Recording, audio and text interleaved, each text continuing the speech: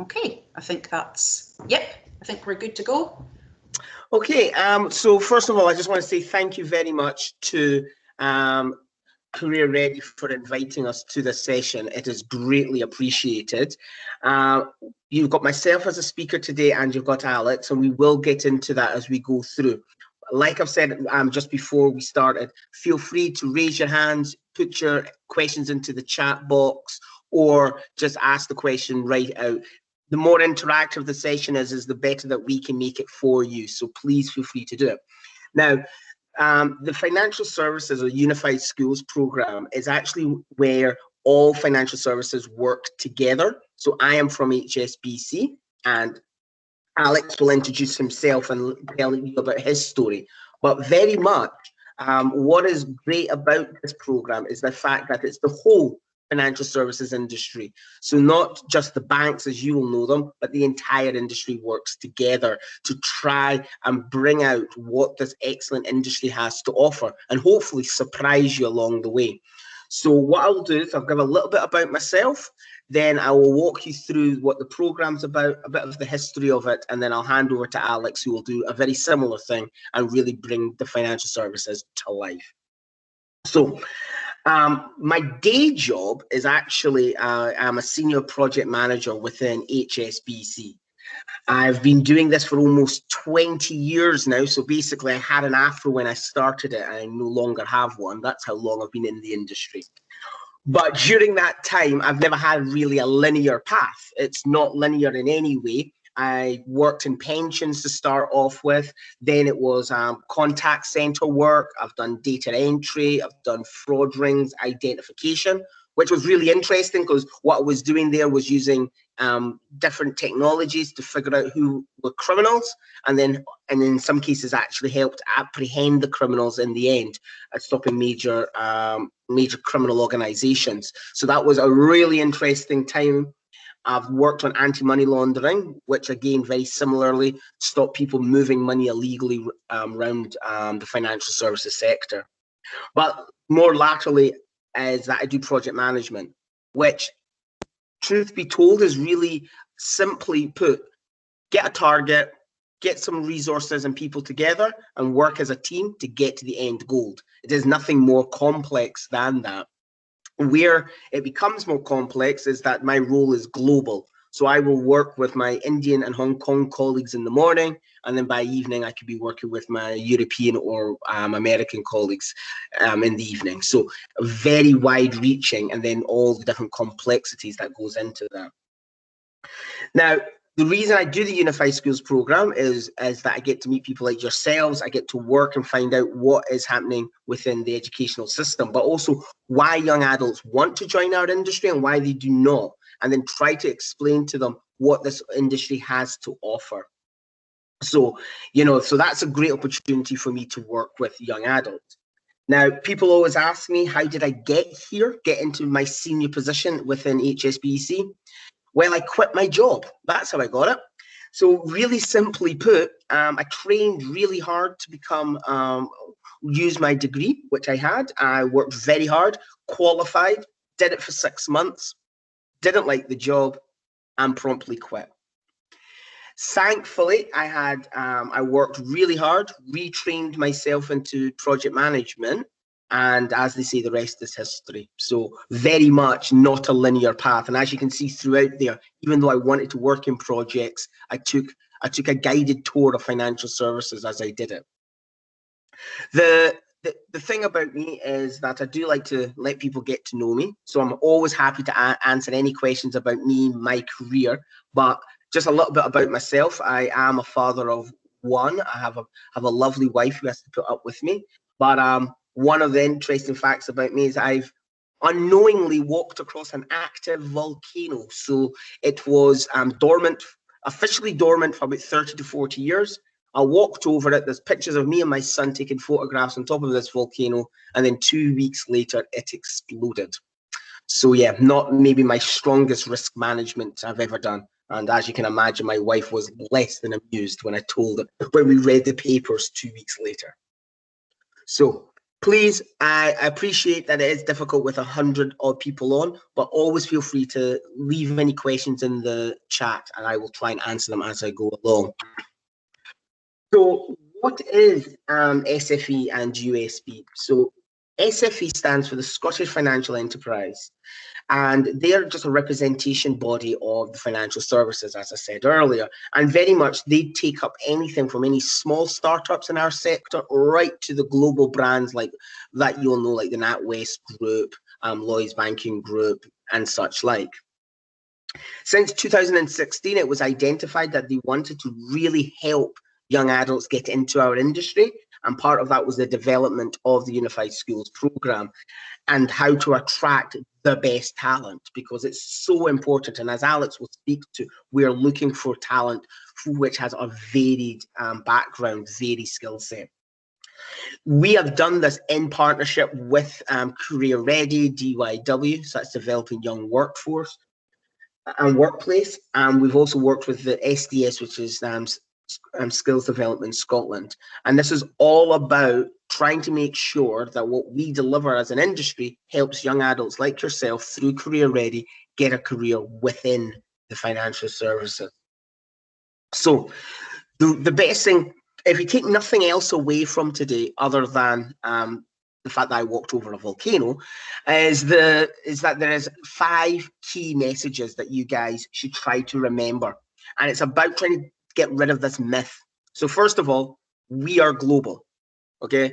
Almost every organization you will touch will have a global element to it. They will interact, they will have a service line, they will be global. They will help money move around the globe. Okay, it's highly skilled jobs. There is jobs at every level you can imagine.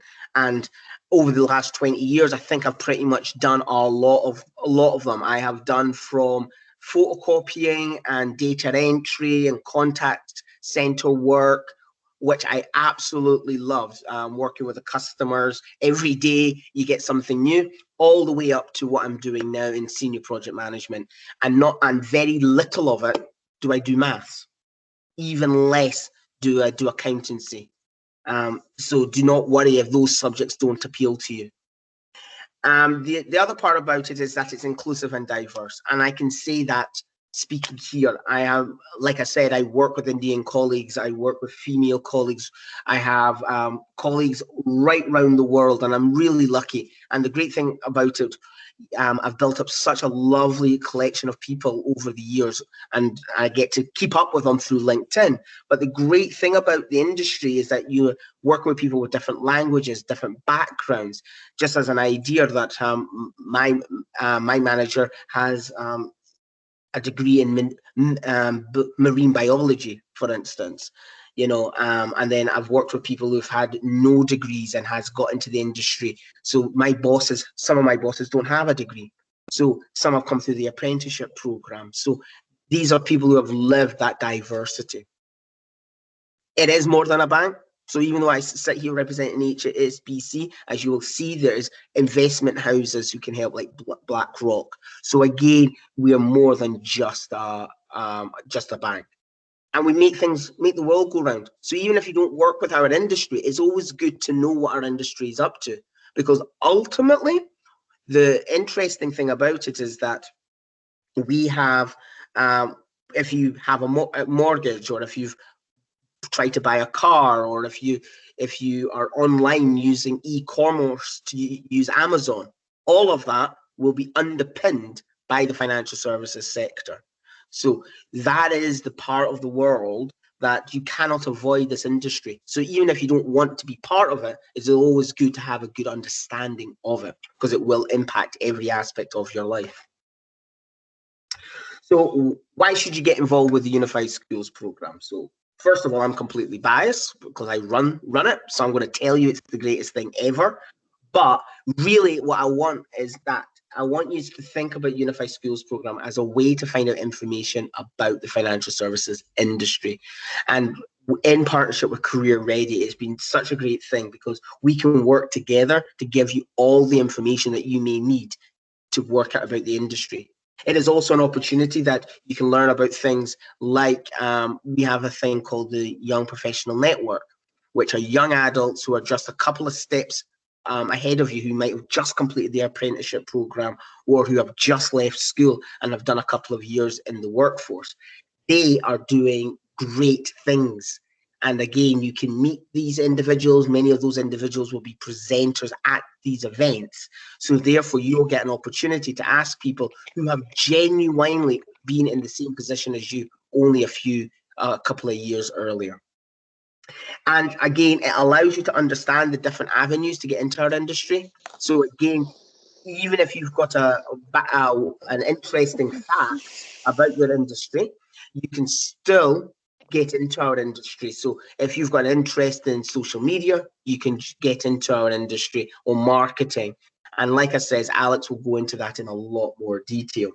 But one thing which we're hoping to bring back post pandemic is that to bring people back into our buildings so that you can see what a financial services company looks like in the 21st century, and see that, yes, we have branches, yes, we may do contact centers, but we'll also have catering staff, security guards on site, receptionists. They are all part of the financial services industry. So if you've got those skills like administration, which I saw someone write earlier, we can get you into this industry. At this point, I will hand over to Alex, who will kindly take you through the majority of the pack. But before I do, if there's any questions, again, feel free to reach out. There was one, Nick. Where was the volcano? That's not my question. I know. Hey. The volcano was in Trinidad in the Caribbean. It's a mud volcano. If you YouTube it, you'll see that what it did was it's there. It's one of these natural mud volcanoes, and it bubbles away, but ultimately was dormant. And then after about 30 years, it decided to wake up and explode. Thankfully, no one was injured, but a lot of very surprised people who have lived beside that volcano for almost a generation. And just, I did a quick count on the answers. So the first place was maths. Most people said maths. Then it was business and accounting, but we also had computing, customer services, finance, admin, English, economics, engineering, marketing, and psychology. Those were things that people put into the chat. So I will let Alex go through, but Alex knows that every time I have these sessions, one of the things I always say is that I always try to find someone who finds a subject that I have not worked with. So I will spend the rest of this session trying to see if that continues today. But I have worked with many. One interesting one I saw here on the chat was DET, D-E-T, which I don't know what it stands for. Is that? So I'm not sure what DET stands for, but design, engineering, technology, I think it was. So, okay, at this point, I will hand over to Alex. Brilliant, thanks, Nick. Hello, everyone. Great to have so many people on this morning and get the chance to talk to you. So, my name is Alex Kerr. So I work with Lloyds Banking Group, and my role is a colleague and leadership development manager, which I'll tell you a little bit about in a second. Very similar to Nick, a fairly varied career. So I started in financial services with Lloyds just over 15 years ago, and mainly worked in a high street branch network. Worked in various roles, which I'll talk about shortly. But those roles also included items like program design, HR, people partnering, creating colleague frameworks, running projects, and then my most recent role is around learning and development. And my history, I guess, I'll come on to the kind of interesting facts and stuff about me shortly. But one interesting fact that Nick and I discovered over the last 2 weeks when we first started working on this is that him and I went to uni together. We were on a very similar course. Probably sat in the same lecture halls a few times and took completely different paths. And what I learned through my degree was one of my real passions in life is around people development. So not so much teaching, but more people development and creating learning programs and bespoke individual programs which help people really get the best out of their career. So I similar to Nick, didn't really follow through on what I studied at uni. I used part of it because it was it was a financial degree that I did, so it took me into the financial services naturally. But I'm not using any of that. The skills that the life skills I guess I developed through uni and afterwards, along with some of the passions that I have for a role, is what took me to the job that I'm in today.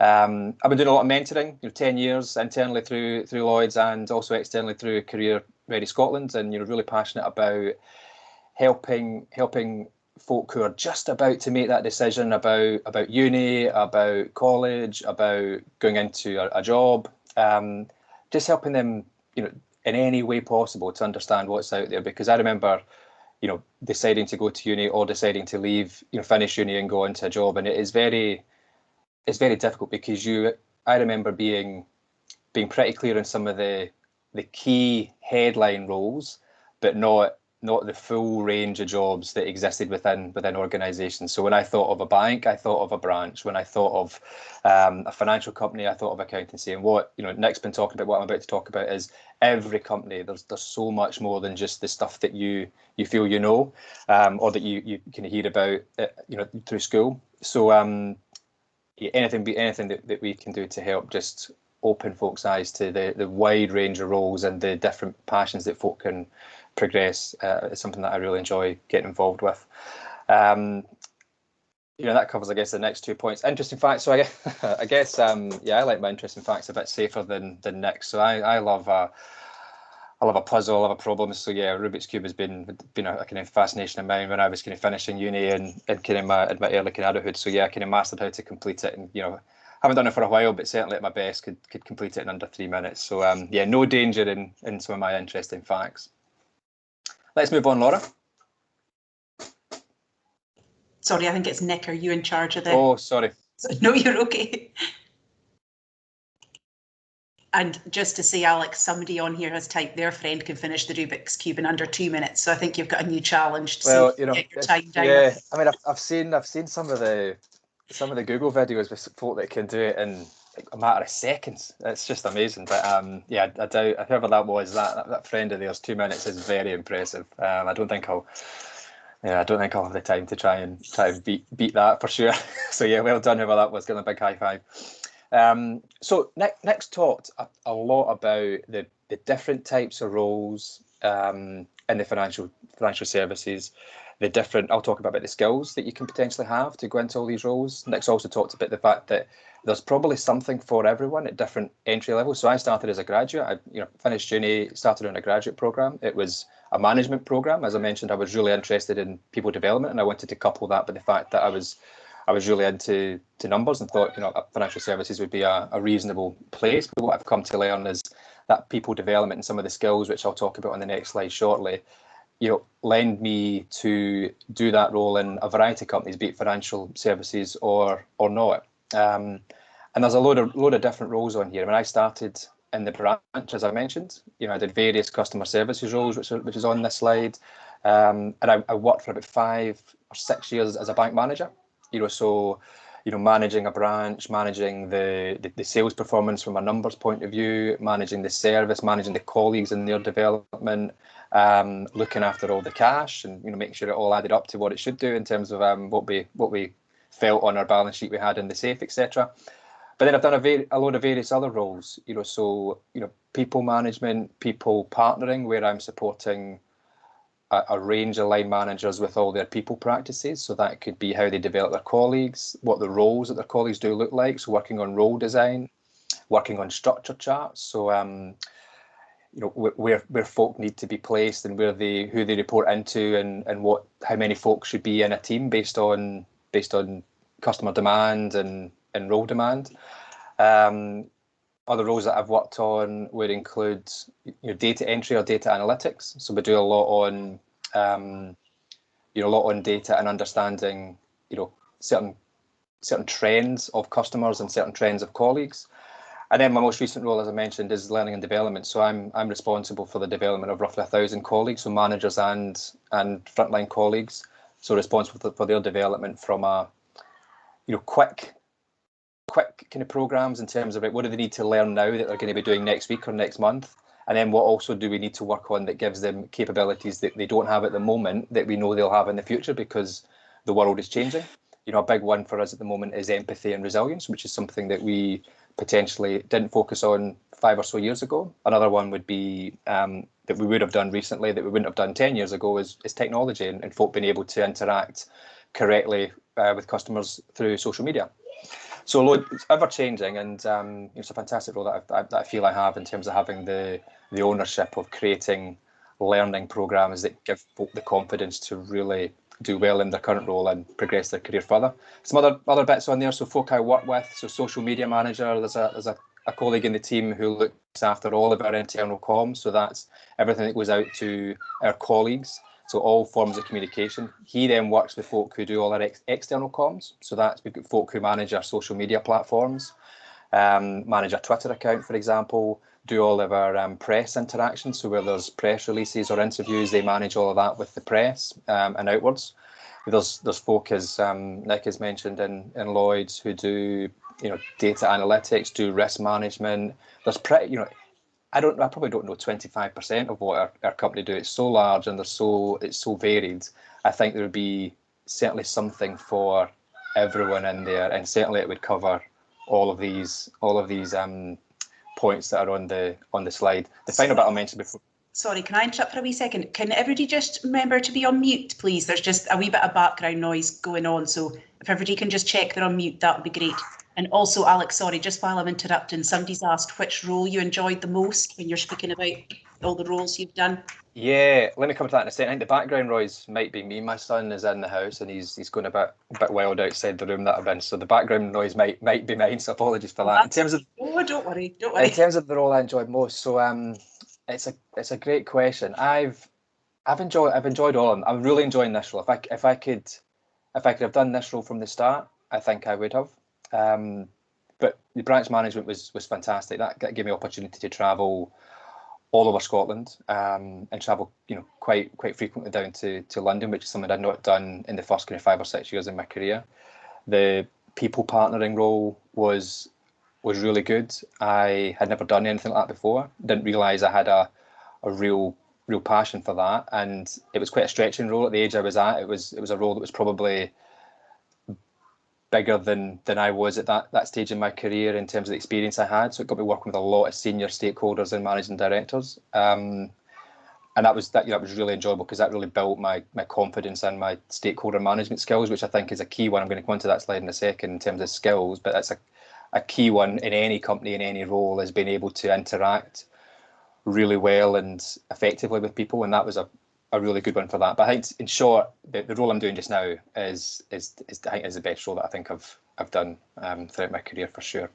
I'll just finish on this slide, which is I think there's a role for anybody depending on what your passions are. So it could be in the branch, it could be back office support, it could be data analytics, it could be social media and comms. The other thing that a lot of financial enterprises do is they'll have we call it transformation in Lloyds Banking Group, where they're looking at how do we digitize and make best use of technology advances to design journeys for colleagues and customers that are really effective and really slick and really, more in tune with what we expect now in 2021 versus what we had in, the kind of early parts of 2000s. In terms of skills, so I won't touch too long on this because I mentioned quite a bit of it on the previous slide, and Nick has as well. I think there's such a broad range of skills that you can have and you can develop in financial services that work in loads of different sectors. So it's not all about being into numbers, being into analytics, being into being into finance. There's so much more that you can have along with those things or separate from those things.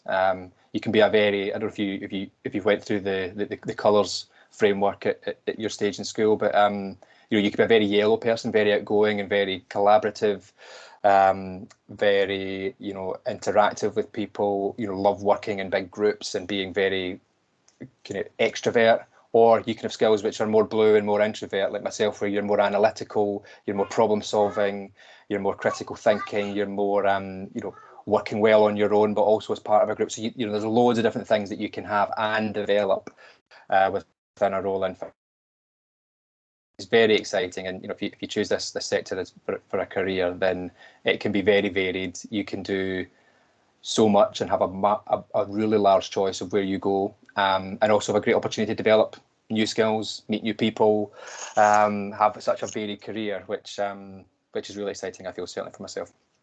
Right, let's go into the last slide for me. And I touched on this when I mentioned Lloyd. So Lloyd isn't on the screen. We don't have a lab or a centre for technology in Scotland. We have transformation. So transformation labs, we were looking at working with external folk who are designing various different technology advances or systems which we can then work in partnership with them to deliver a really good experience for our customers. I think a lot of financial services are behind the curve when it comes to technology, so it's a really growing part of the group of the sector. You look at the companies that are on the screen, so RBS, Barclays, BlackRock, to name a few, they've got centres in Edinburgh. All these folk up here have got centres in Scotland where they're focusing on technology, robotics, and talking about how we can work with fintech, so folk who are developing small scale, or not even small scale, large scale technology advances and different bits of kit which we can partner with to then provide a better service to our customers. So we use a lot of those things in Lloyds when it comes to some of our online offering to customers, some of the options in which they can interact with our products. So there's loads. This is a really growing part of the sector. So if you are interested in technology, there's a great opportunity for you to be, and you're quite innovative and you like a bit of design, then there's opportunity for you not even to get close to the front line in terms of the branch network or the customer services aspect or even the financial part of it, but just be working with different people in different groups to then help design our online platform, help design how customers interact with our products and our businesses, help colleagues in terms of how they interact with each other and how they do their role. And like I said, I think financial services are a bit behind the curve in terms of it's 2021. We're probably, certainly Lloyds is probably operating in 2012, 2014, in terms of some of the experiences we can push out there from a digital point of view. Our online, our mobile banking app and some of our online offering is probably a good few years behind the likes of Amazon, Just Eat, Delivery, some of those companies where it's super slick and super fast. We've got stacks of people who work solely on that. How do we improve our digital presence and advance our technology, our technical capability? So another really exciting part of the sector. Nick, that's it for me, and I think I'm handing back to you. I was just going to say before we carry on, somebody was saying the call was glitching. Hopefully the recording won't have that in it. So if you weren't sure and you couldn't hear maybe what was going on, if you watch back the recording, hopefully it'll not have that in it. But I will check that before we put the recording up. Okay. So hopefully you guys can hear me again. Yep, that's great. So it's great to hear what Alex has been saying there about the different ways you can come into the industry, the fact that there's so many different skills and opportunities. Now, the real thing which I always like to ask people at this point is how many people think the only way into our industry is through a degree? So, while either put your hand up on the video or put in a smiley emoji or something, just to give me an indication of how many people think a degree is what you need. So I've got 4 there. I see 13. I see it clicking up really quickly. Okay, so that's something which the Unified Schools program is here to support and let you all know. No is the answer. You do not need a degree to get into this industry. And before anyone asks, that doesn't mean that you also can't progress in this industry. I know Alex works in this area a lot more than me, and no doubt will be able to talk about within his organization about their development. But essentially, if you are good enough and you are willing to work hard enough, you can get into this industry. That is the one, and that is the one thing I want you guys to remember. So yes, I did walk over a volcano, but I don't think that will help you on your CV. But what I will tell you will help you is having things like Career Ready, working on things like your voluntary work, showing good customer service if you're working in restaurants, or if you're doing voluntary work at a shop. These are all skills that our industry will take on board, and there is so many ways to get into this industry. So please, for anyone who's ever thought of this industry and thinks the degree is the only way in, please take it from myself and the Unified Schools program that no, there is many ways in. So ways you can get in, and these are available on the USP website, which of course I will share with Laura so she can share with you all through Career Ready. But these are all on our website. But you can get in through foundation apprenticeships, modern graduate apprenticeships, which can be done through the workplace. You can do short courses. You can do professional qualifications online. You can just join an organization, and great people like Alex will help you develop your skills in-house. I know in many of the organizations, they have in-house qualifications where you can learn on the job. They will also help you, if it's appropriate, to also go to college and do 4 days on, 1 day off and such like. So the flexibility is countless. Yes, you can do the degree path, and yes, you can do the grad program. I did the degree, but never did a grad program. I know many of my colleagues have not gone through the grad program and didn't get degrees. So we are really trying to help people realize that this industry is open to everyone who wants it. The other thing which I would also say is it's been a pleasure doing this, but there is lots of links here. I know, Laura, you already have these decks. So again, feel free to share it with absolutely everyone on this. I'm obviously on LinkedIn, where you can find out more about these things. So is the Unified Schools program. But the real thing which I want people to move away from is seeing the industry as the only way to get in it is if you're good with numbers. Okay, that is not a prerequisite to come into our industry. So what I want to say at this point is I just want to say, first of all, thank you all for taking the time out and interacting. And like I've just put into the chat, it'd be really interesting to see how many people are actually interested in coming into the industry, and what are some of their thoughts about it. But this time, I'm going to hand over to Laura, but Alex and I are more than happy to stay back and answer any questions. But again, thank you very much. Over to you, Laura. Thank you both. That was excellent. So just one question here about part-time, and Alex, you've answered it in the chat. Do you want to just go over it just now? Yeah, well, so I don't work so when I started, so our company, and I think a lot of financial services have evolved so much in the last 20 years. So when I started, it was 9 to 5, Monday to Friday. I worked in a branch, so there was some Saturday working involved. Whereas now it's a lot more, and what I mean by agile is, there is not a set working pattern. So at the moment I do 35 hours, and I can almost choose and agree with my manager when I do those. So I can do earlier starts with longer breaks in the middle. I can do work at night if that suits me. So I can work my working pattern around what the company need from me, but also then what I need in terms of my work-life balance. So it's not as rigid as 9 to 5. I've got a young son, so I get the opportunity to pick him up on a Monday and a Tuesday from school. So I finish at 3 and I make my hours up over the rest of the week. So it's fantastic in terms of an agile point of view. Part-time, yep. So again, range of roles, which either you can do part-time, so on reduced hours, or can do as part of a job share, where you get someone else who's on reduced hours and you make up the hours between you. So that works. And the working patterns aren't set in stone. So I quite regularly change mine. From as long as I do my 35 hours, I quite regularly change mine with the folk who report into me. So my team, agreeing what their working pattern looks like, and also agreeing what I do for my boss. So when will I work and when will I not, so that she's clear on what she's expecting and when she's getting me. But it works both ways. So it's not a case of me just rocking up and going, fancy doing this today, so this is what I'm going to work. We agree in advance, and it has to work for both the business and what we need to deliver, and then also what I'm keen to do from a work-life balance point of view. So it's really good. It's another great perk, because in fact that you're not 9-to-5. And then there's a home working aspect to it as well, which I get a mix of working at home and in the office, which is great.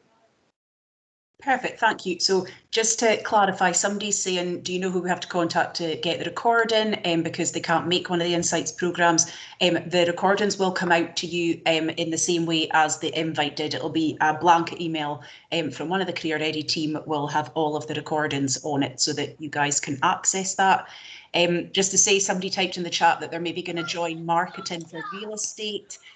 Somebody said financial services was one of their first choices. They love maths and the business side of work life, and they're going to study it at uni. Nick said that's great that you want to join the industry.